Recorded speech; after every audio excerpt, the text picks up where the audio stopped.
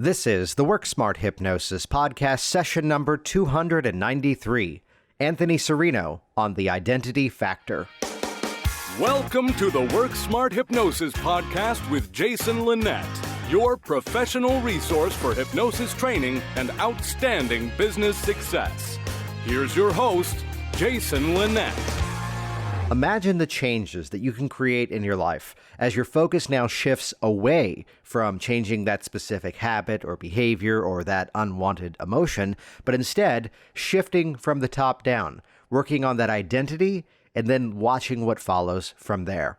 Hey, it's Jason Linett, and we've got Anthony Serino on the program this week, sharing an incredible story of transitioning, like most people do, from a career of tattoo removal into hypnosis.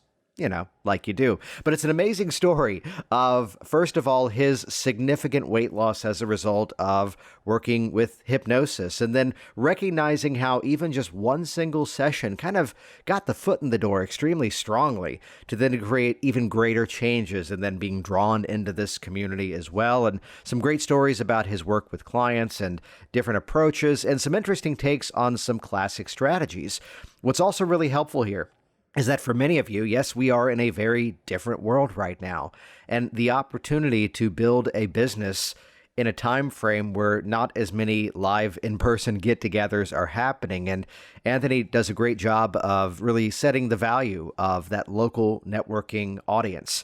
It's where I'd share, as much as in programs like Hypnotic Business Systems, I teach the search engine optimization strategies that we've actually found to be extremely effective and just proven to work for hypnosis. The challenge becomes, though, it's easier to win a local search than it is a global audience.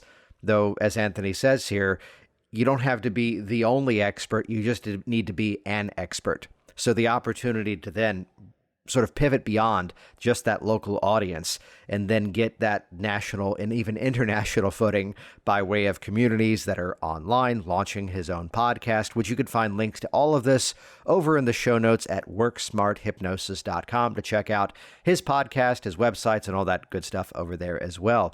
While you're there too, of course, check out hypnoticbusinesssystems.com. That's where you can find the all-access pass to my hypnosis business training library, featuring entire business action plans built out for you, done for you, marketing campaigns, and really the tools necessary to get out there and start to rock out in your own entrepreneurial adventures. So check that out, hypnoticbusinesssystems.com. And with that, let's jump directly into this week's content. Here we go. Episode number 293, Anthony Serino on the identity factor. So back in 2016 now I was significantly heavier than I am now. I'm a tall guy. I'm 6'5", but I was well over 340 pounds, and I was willing to do anything to lose weight. And I thought I had done anything up to that point, but I was never able to keep weight off. And long story short, I actually ended up going to see Mike Mandel up in Toronto. I saw him via Skype, and I'm not even sure how I heard about him, but someone said I should go see a hypnotist, and I landed on him. And 6 months after that, or within the 6 months after that one session with Mike, I lost 80 pounds. Nice. Yeah. And at the time, and it's funny because I see this play out now with my clients, it's like, it wasn't the hypnosis, but then as I started to keep it off and I realized that my habits and my behaviors really did change, that's when I could look back and say, wow, something happened that day. So, and then I did what any normal person would do, and I spent, countless hours and thousands of dollars, like many of us have listening to this, right? And researching why and how hypnosis works. And yeah, I dove head first, and I've been doing it ever since. Yeah, I love what you said there, where you kind of went back and forth around, I can look back and it wasn't the hypnosis, but then again, the hypnosis was the spark. Exactly. But I think, I think too, I realized eventually it was the hypnosis. It was that moment, but at first I didn't think so. Well, I mean, it's where you look at major life changes. And again, these are things that happen in just a moment. And letting that be that catalyst, letting that be, as we use hypnotic language patterns here, letting that be that prestige experience that at least got that in motion, right? Absolutely. So then jumping into sort of your own self-study at that point, what were some of the next steps for you? So I researched a bunch online and then I figured, well, I may as well go to the source that helped me. And I went up to study with Mike and Chris up in Toronto, which was really cool, doing the Mike Mandel hypnosis, or the architecture of hypnosis, I think it's called up there. And that just blew me away. They're like a fire hydrant of Mhm. information that week. And I almost, I was like, uh-oh, what did I just get into? But it really opened up this like beautiful landscape that is hypnosis. So I started coming home and doing it for free for friends and family. And there was really no intention to make money at it. I just kind of wanted to help people. But then there's only so many hours in the day. And I had to start charging people. So So what was the career path before that?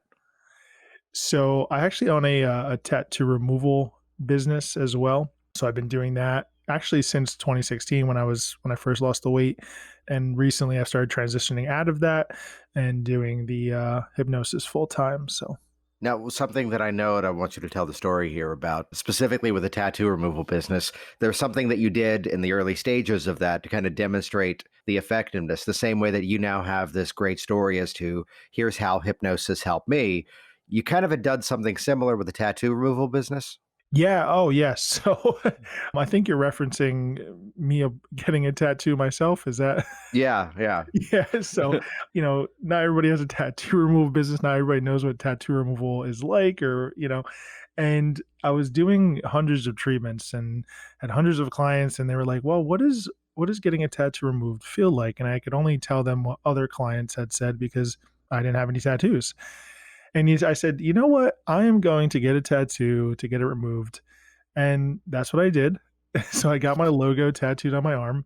And over the months following, I was removing it. And people loved that. And I'm the type of guy I figured I have to experience it for myself if I'm going to be doing it to a bunch of people. So Nice, nice. Yeah, which I think that's an element that a lot of people, even with hypnosis, we still run into the person who's, going through an advanced course going, yeah, but I've never actually been hypnotized. It's like, well, first of all, yes, you have. Mhm. But second of all, to have that success story. So to look at, what things in our life do we perhaps wish to change and to become your own advocate for what you do. Absolutely. And the thing too is I still, Jason, I see hypnotists myself. I work with coaches and hypnotists frequently up to this day because I think it's so important that we practice what we preach and really work on ourselves as well. So then, out of curiosity, then, as you're still in the tattoo removal business on top of everything with hypnosis now, are there places where you're bringing those hypnotic skills into that world? Absolutely. And that was another way that it kind of worked its way into my life is I was like, how can I use this in my tattoo removal business? And obviously, relieving people of their discomfort, whether it's with glove anesthesia or just, showing them how they can relax during the process. That was really cool. It also had its boundaries because I didn't want to cross that line from being the tattoo removal guy to now being the hypnotist. Hmm. And I worried about breaking the rapport with my tattoo removal clients, but most people were pretty open to it. And actually, we're then like, oh, what else can hypnosis help me for? Yeah. If you can numb my hand, what else can you numb? Like, and I say that jokingly, but seriously, they figured out that they could apply what I was helping them with in that treatment room to their life, whether it be anxiety or weight loss or things like that. That brings up a really interesting quick sidebar that, to look at there you were in an extremely specialized situation. And on their own, they were drawing some associations and connections to then ask about other things. So that ability to really niche down to something extremely specific, people will fill in the gaps for you. Absolutely. And what's cool is with tattoo removal, it's about transformation as well. Hmm. And it's pretty congruent with what I do with the coaching and hypnosis now. And actually, it was great because I was able to build this huge list of clients from my other business that I now can tap into for hypnosis. Yeah, let's talk about that for a moment because I've when I do the trainer program with Richard Nongard, we often one of my things is always about look for the hyphenates. And what I mean by that are here's the person who teaches yoga, but also happens to do nutritional coaching. And because they already have two specialties, they're probably likely going to add hypnosis. And Mhm. that's an easy market to target. But to look at this aspect of where you were inside of that, and here was this other set of skills. Is there something that the tattoo removal business has informed you in terms of how to work with your clients as the hypnotist?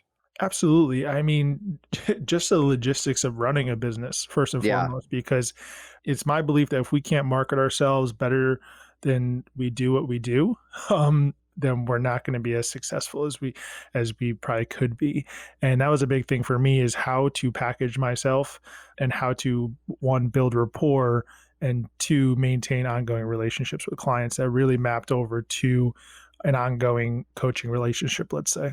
Yeah. So talk about for a moment that ability to take that existing audience from, I want to say, a similar yet also extremely different business and mapping those people from that world into the other world. Yeah, so the first thing I did was I started broadcasting my new services with Hypnosis to my email list Hmm. and just sending out like my story, talking about my weight loss journey.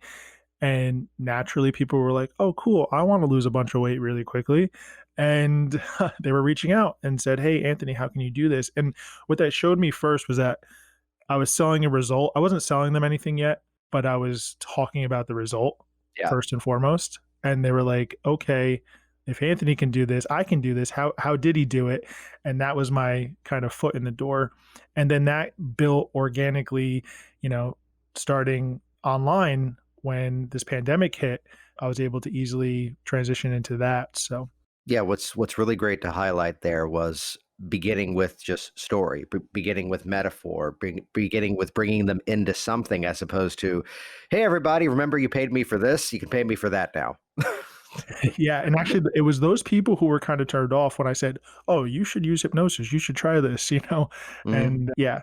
So it was a blessing that I had built that audience first, and I know not everybody has that, but I was fortunate in that capacity.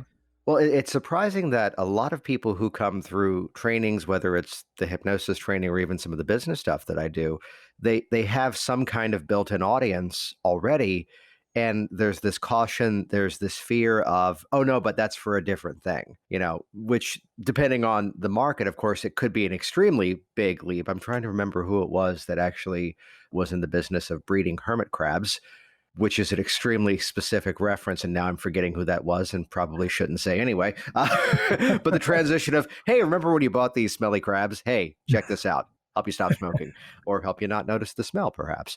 But to look at, again, how we can get into that and just simply offer the story, and some will follow and some won't. And I have a horrible representation of this in my brain, which is the fact that in all the old stories, Dracula would not come into the house unless he was invited, which is not the most inspiring metaphor, but if it works, it works. So then getting up and running, did you begin by kind of picking, let's say, a specific niche, or was it something else of a general nature? What was kind of your focus in those early days of this? Well, it was pretty organic for me to start doing weight loss Hmm. because that was the easiest thing for me to kind of have a little bit of proof of concept was my own story, and people seeing that before and after pictures is huge. And I know you had helped me along the way making sure that I kept that top of mind for people and at the top of my marketing so people saw that. So it was a lot of weight loss at first, but the biggest thing that really people started asking me about was anxiety. Hmm. And at first I had like this imposter syndrome, like, am I supposed to be working with these people? But as I've gone on, I realized, anxiety, I've heard Dan Candell say this is, it's an umbrella term for worry, doubt, fear, all these different things. And hypnosis is great for it. So I was seeing a lot of people for anxiety right off the bat. And that was whether, I'm heavily involved in my small business community. I know you've been in BNI before, and we've talked about that. So all these local networking groups really helped. And that really helped me blossom because I had access to these relationships that I had been harboring already, and the rapport was already there. So Yeah, talk about doing that in the midst of, oh, global pandemic, where these big scale meetings, I mean, I'm flashing back to speaking to not the Chamber of Commerce, but the Alexandria City Rotary, which I've spoken to Rotary groups, which were three guys. As well as the Alexandria City, which was like 150 people. And I believe they actually said, hey, sorry, it's right before a holiday, so we've got a smaller crowd. I'm like, what? So chat with us about doing that in the midst of a time where there's not as many gatherings. Absolutely. So our group, for people obviously that don't know BNI, it's a networking group that's international and we have different chapters all over the world. But our local group had about 30 people before the pandemic, which I think is a pretty large size group for Yeah. BNI, at least in the Northeast. And we'd meet weekly in person and we'd all get to do our little sales manager minutes and give our pitch for our business. And then the pandemic hit and we had to transition to Zoom, which if you're not familiar with BNI, Jason, there's some people who have been in there for like 17 years, 20 Oh, years God. that don't want to switch over. So luckily we had a president at the time of our chapter that it was seamless. So we moved everything online. I'm actually the incoming president Oh, starting nice. tomorrow morning, actually. And everything, we have a slide deck and it runs pretty seamlessly. So it's been cool that everything's moved virtually and we've still been able to maintain. Yeah, what's interesting is that, looking at we did the episodes 260 through 270, which was all about highlighting people who worked on Zoom. And the consistent feedback from so many people from that who had shied away from that originally was that, well, as soon as you do it, you then kind of go, oh, I get it now. Mhm. And I'm flashing back to the people in the chapter that I was a member of that, yeah, had been there ever since the origins, 15, 20 years or so. And to see that, did the membership stick through that, or did it grow, or did it drop, or what happened? We only lost two people, and I think it was just going to happen naturally anyways, regardless of the pandemic. And we actually gained a person because of the fact that we were virtual. So yeah, all in all, it was an easy transition. And I think it's actually it's better because people were more engaged in some capacity because we're all looking at each other. Yeah. And I think, with you running your courses online, you've probably noticed that as well. And so, yeah, it's been good throughout. Yeah, what's interesting of that is I can remember back to the meetings where here's the person who was clearly taking care of business and everything else on their phone during the meeting. And you'd have it, as much as that was a rule not to be doing that because, hey, it's just an hour and a half, turn it off, the business is going to be there when you leave. But as much as that was a factor, here was that person when now I've been a guest at a few meetings. And it's like, okay, everybody has to be engaged and on the entire time, which is keeping them so much more interactive. You realize, though, now that you've mentioned it, I want to hear one of those sales manager minutes in terms of what it is that you get up. The format, for everyone who doesn't know, is that typically at a BNI meeting, there's openings from the president, from the leadership team, and then comes the reason why everyone's in the room is to do that brief sort of elevator pitch. The members go first, then the guests go after that. So what's one that you found to be effective of drawing that audience?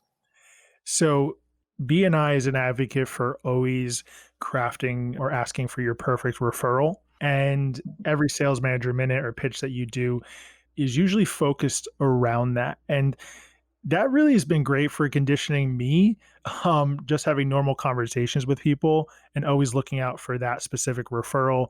And as you've always said, we need to niche down. And I agree with you. I think it is niche and not niche. But Only for the reason it rhymes with rich. We can be respectful of other pronunciations, even if they're wrong. but yeah, it was a little different for me getting into hypnosis with BNI because once again, people seem to flinch locally when I started doing hypnosis. And once again, I had to worry about selling them the result first. So those sales manager minutes were really about what hypnosis can do and less about how it can work. And then naturally that led into the conversation of how it does work. So it's really kind of structured. Every week I do something that builds up to an ask or something like that. So Mm-hmm. You did an amazing job of not answering that, by the way. I know. Yeah. So what's an example of something you get up and do there?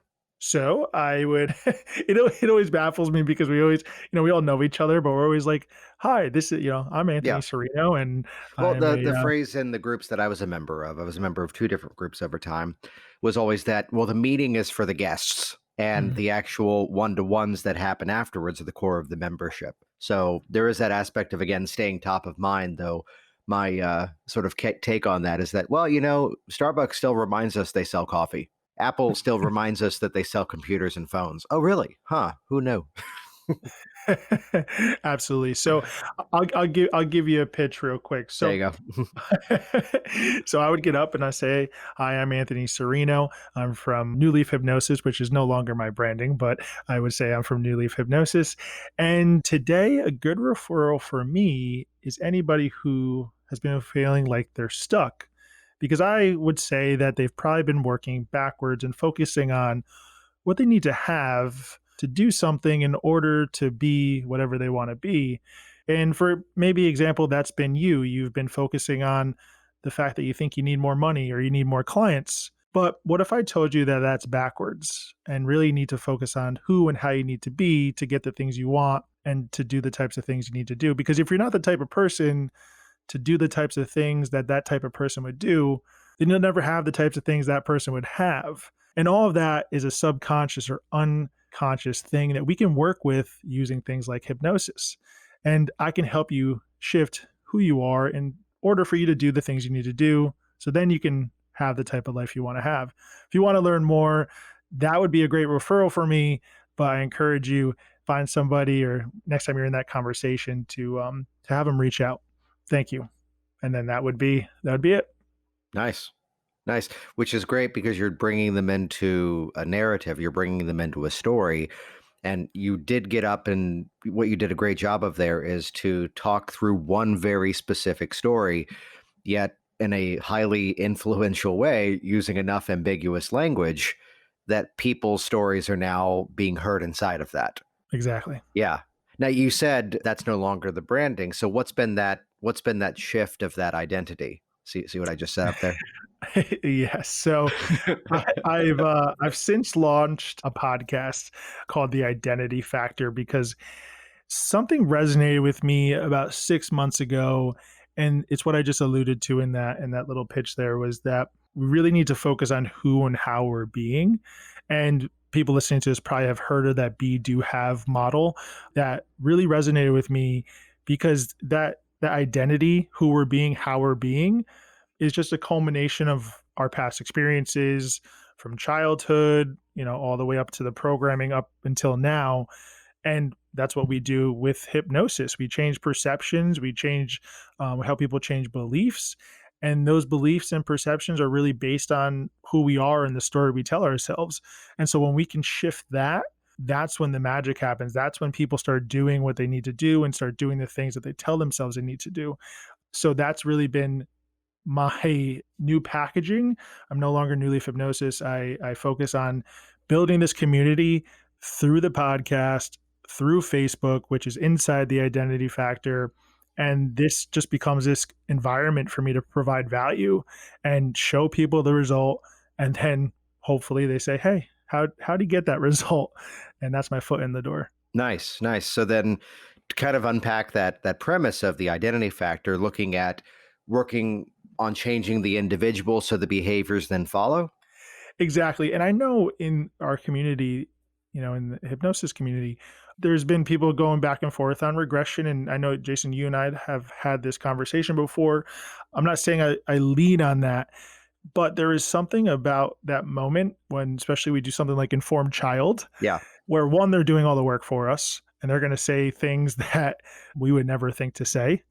And there's something magical. And I am not someone who does convincers. When I say I don't do convincers, like I don't do a lot of arm lock or things like that.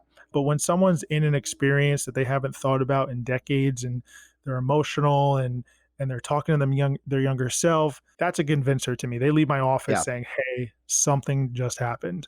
And that's where I find the magic happens.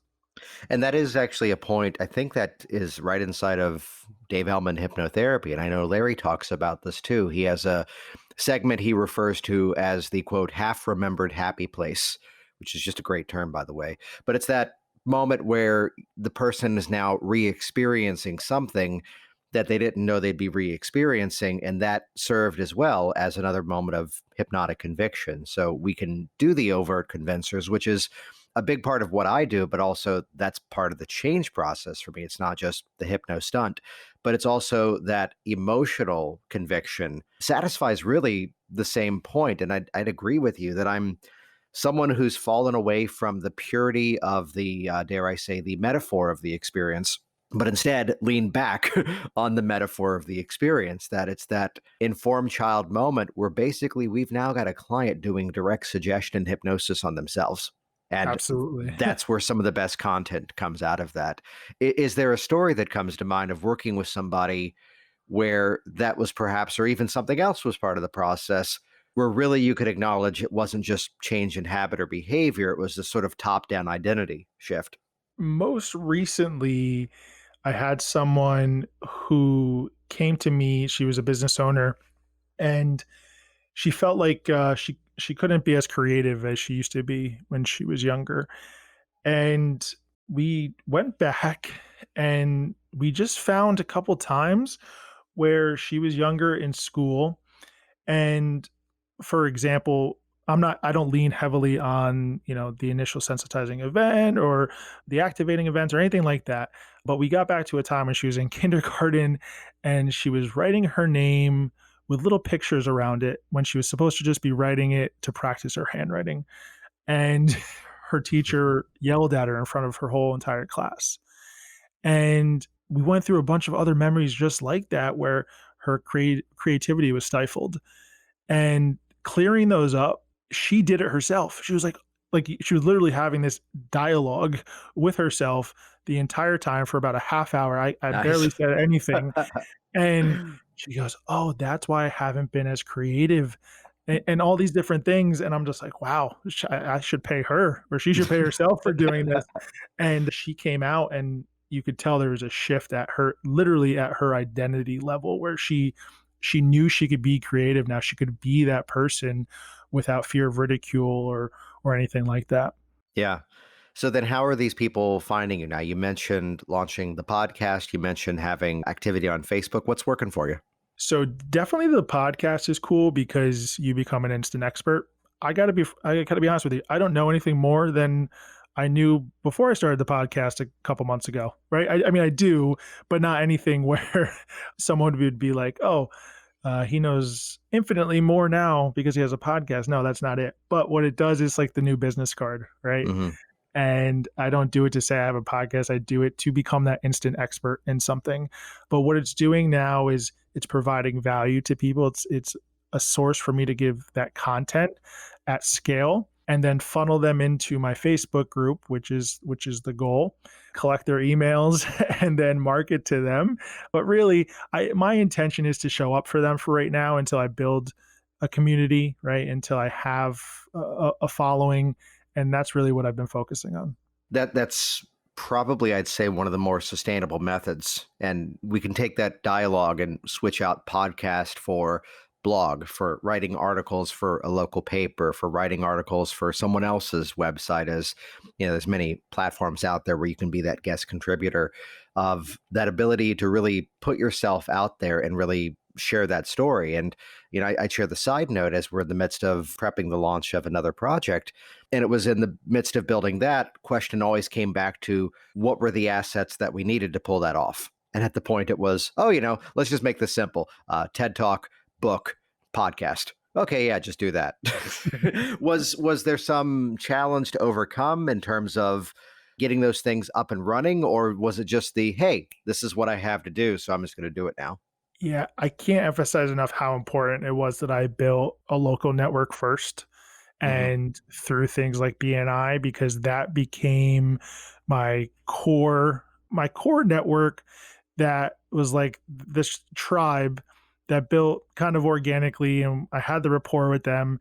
And what happens is they do anything for you as far as becoming your like own little salespeople for you. And if you start a Facebook group, they're going to come along with you. So local networking, first and foremost, I tell everybody to do it if they can. Obviously now with the pandemic, it's a little different, but that was my jumping off point to build these communities. So I already had a little bit of a foundation.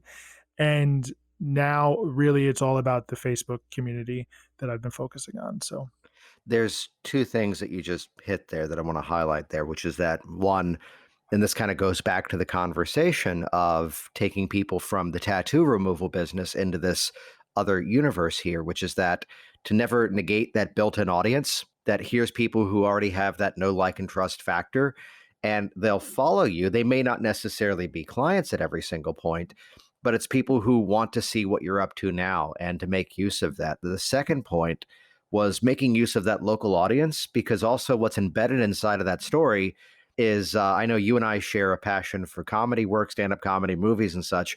And that's the place, kind of like that environment, to workshop material, to test out that pitch, to test out that different way of explaining what you do. And where we're not quite ready for that prime time appearance spot. But before that, that's where we're really workshopping that material, seeing what people respond to. That way we're ready for it when we suddenly launch something bigger, right? Absolutely. And just the fact to, go back to BNI. I don't get paid. People probably think I'm getting paid by BNI. No, no. But Oh, correct me. You get your membership free the year the president, right? I believe so. Yes, I believe so. Which, Technically, I am getting paid. when you look at the time spent, it's like, well, okay, thanks. But Yeah, that's a whole nother story. But it is good because you get, say 30 people in my chapter.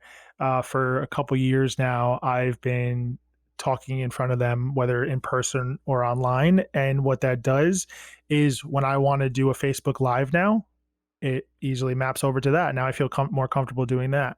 Or when I'm in front of a stranger who I need to build some rapport with, I know how to do that because of that networking group.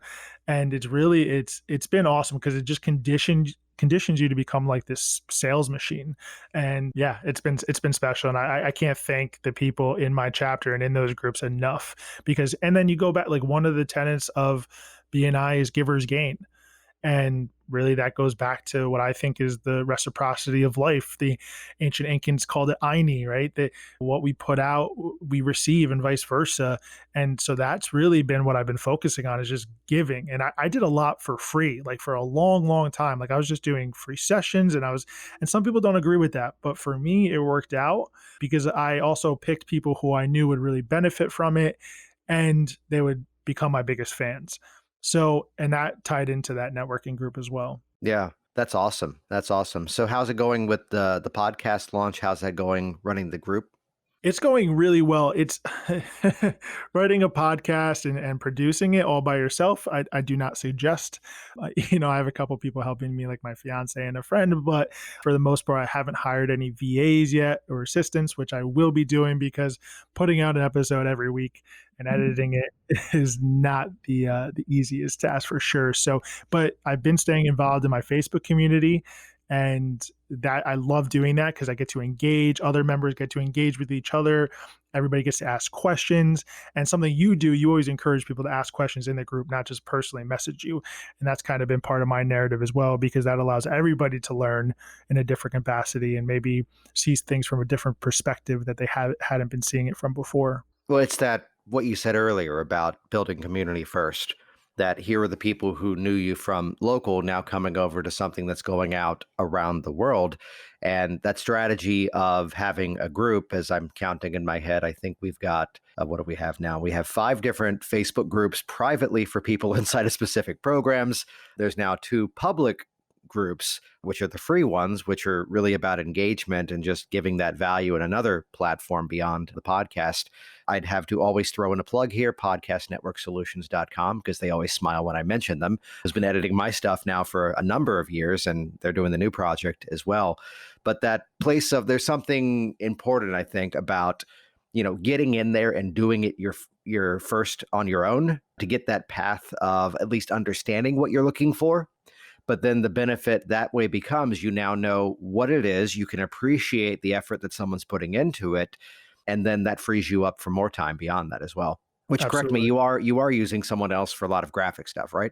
Nope, I do all that myself Nice. as well. But I mean, the only thing I used it for was most recently you posted something about your podcast. I was like, I got to copy Jason and I can't do it myself. So I got to hire someone on Fiverr. Yeah. I want to kind of bring this back around to that idea of shifting identity, that I can tell a quick anecdote of that was a breakthrough moment for me working with people for Stop Smoking. And, it was the thought process that it's not just about changing the habit or the behavior, it's about shifting that person as to who they are. And I'll make the story as brief as I can.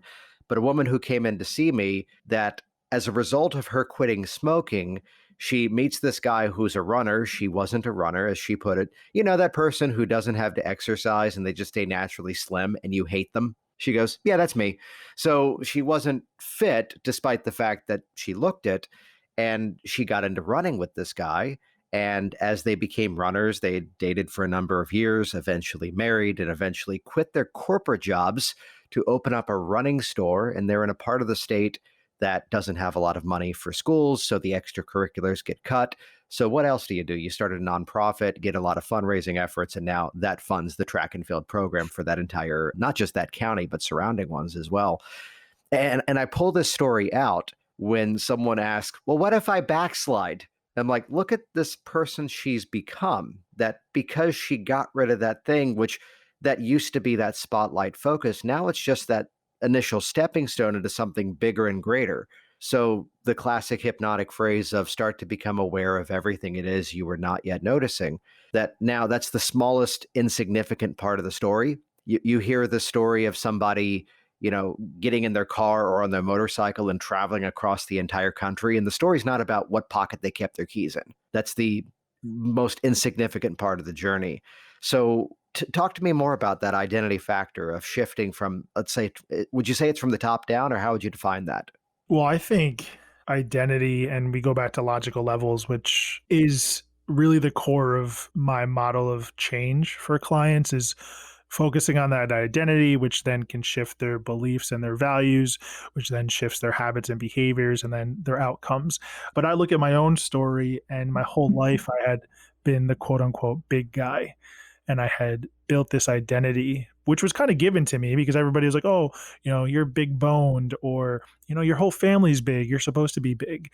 And of course, I identified as that. I was always the tallest one in my class, and I was always a little overweight. And that was not necessarily encouraged, but it was always excused. And then my identity became the big guy. So of course, no matter what I did, my habits and behaviors weren't going to be congruent with losing weight because I was the big guy. And I really had to shift that as well. And that's what I saw, looking back, is why I knew, like working with Mike Mandel, it was those subtle shifts of my identity. And Jason, I don't know, can we get controversial for a second? Oh, of course. We're 36 minutes in. We have to. Nice. So I'm going to preface this by saying, the views of the guests are not necessarily the views of the. Sorry, go ahead. We're talking about identity. I have nothing else bad to say about this group, but when you go to, say, Alcoholics Anonymous, right? What's the first thing they do when they stand up and they introduce themselves? They say, I'm so-and-so and I'm an alcoholic. And that is just one example of the need to shift your identity, because when we have a smoker that comes in, for example, and I help a smoker, it's not to make them a smoker who no longer smokes, it's to change their identity to a non-smoker, because it's easy to do who you are. It's difficult to do who you are not. And I did a video on Facebook recently where I went in and I bought my first pack of cigarettes in my life. And I felt so awkward. You look so cool though. No, sorry, go ahead. I had no idea what to do. I didn't know how to really open the pack of cigarettes. I didn't even have a lighter because I forgot that I need a lighter. And why is that? Because I'm not a smoker. It's not part of who I am. And once again, it's difficult to do who you're not. It's easy to do who you are. So yeah, I'd follow up with the question. This is where I had to pull up my agreement frame. Yes, and is the identity working for you? So yes, there may be a part of the population where still continuing to identify as the problem is serving them. But then again, not everything is a match for everybody at every specific point in time. So for the people who that may not be a fit for, there's an alternative way to look at it too. Absolutely. And I tell people, look, if you're happy with where you're at in life and your identity is serving you and your beliefs are serving you, great. But if you look in your bank account or you look in the mirror, or you look at yourself and you don't like what you see, then I encourage you, look at your beliefs, look at your values, look at who you're being and how you're being, and really audit yourself and see how that's affecting the things you have and the things you're capable of doing. There's a phrase I keep using that is that when you're the person who does the thing, you're the person who does the thing, which goes back to, and I learned this from Jeffrey Ronning, who was stagehypnosiscenter.com, that early on when I was in that part of my career, I had a regular weekly program somewhere. And I didn't have promo. I didn't have a good website yet, but I was able to say, oh, well, I could send you a video or I can give you tickets to my show. It's on Monday nights over at this place in Baltimore. And that was what was booking me. And we would give out so many free tickets to people who wanted to book me for other programs. Of course, they never came, but the difference was everyone else was sending a DVD. Remember those? Only I was going, you could actually just come to my program and actually see it for yourself. So when you're the person who does the thing, you're the person who does the thing. And that then translates directly over to the business of what we do. We opened up a conversation in one of the groups the other day about when it's right to raise your rates. And so many people were in that mode of, I don't know if I can. I don't know if I should, which, when you're the person who suddenly gets paid that value for what you do, it sets a new benchmark. I mean, I even go oddly, extremely specific to the sort of caste system that was regional theater.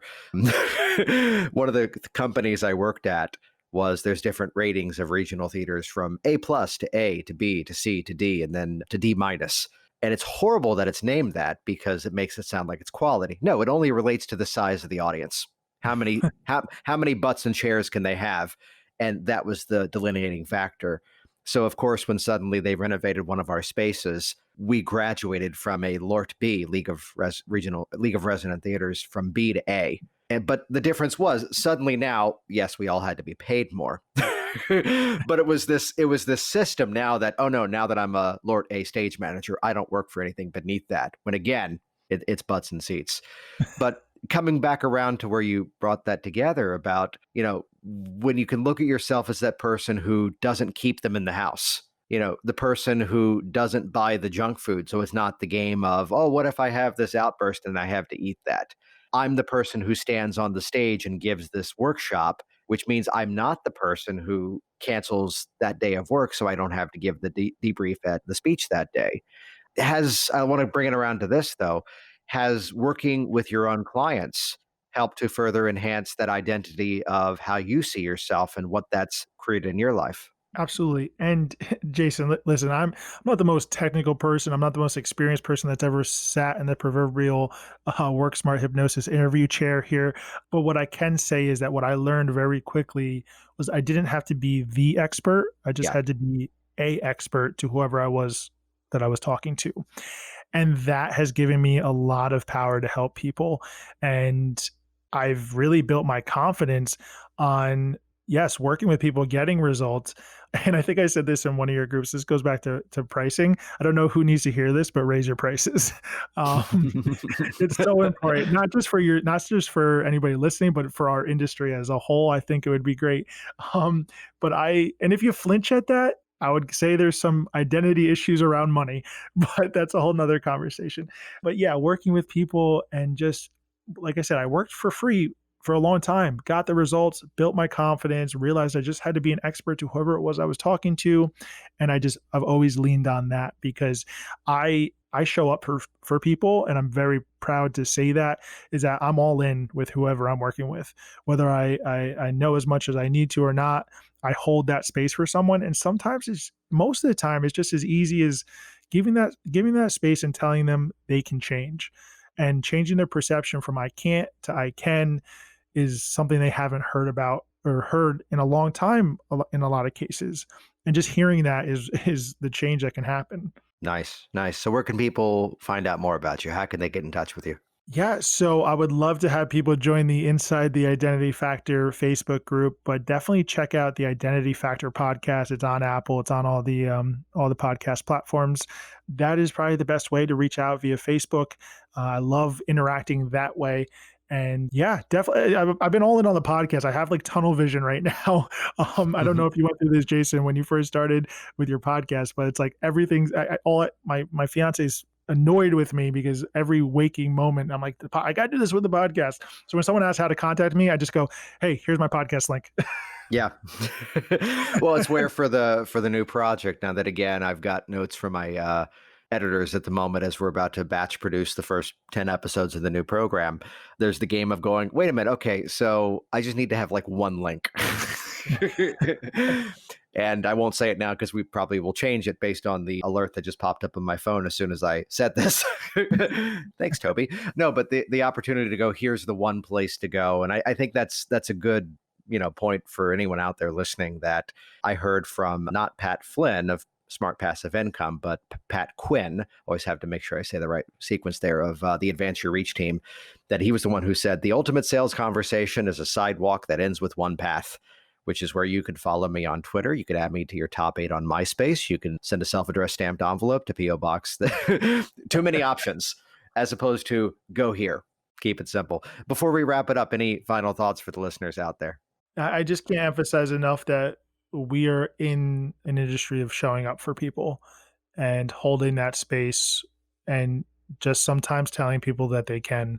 And that is the most important thing we can do is showing up and really asking the right questions and giving our clients a platform to change their identity, to shift who they are and shift how they're being. Because if they're not the type of people to do the types of things they're telling themselves they want to do, they'll never do it. So that's where the magic happens, when we shift it at that level. Jason Linett here once again, and as always, thank you so much for interacting with this program online, for sharing it on your social streams, subscribing, as well as leaving reviews. And once again, check out worksmarthypnosis.com. That's where you can find the show notes to this specific episode to find out how to get in contact with Anthony. And while you're online too, check out hypnoticbusinesssystems.com. The sort of unofficial catchphrase of the program is that theory sucks, guessing sucks. Here's what's working right now. This is where I'm publishing exactly what's working to run a thriving hypnotherapy practice that spans all around the world. Plus, it's a community. Get the support of people around you and use what's working right now. Check that out, hypnoticbusinesssystems.com. Thanks for listening to the Work Smart Hypnosis podcast at worksmarthypnosis.com. Hey there, it's Jason, and I want you to be one of the first to find out as we upload amazing new content. So do this right now. Click the subscribe button right here on this video. That's going to link you to our YouTube channel here, and you will be the first to find out as new resources and downloads are made available. Do it now.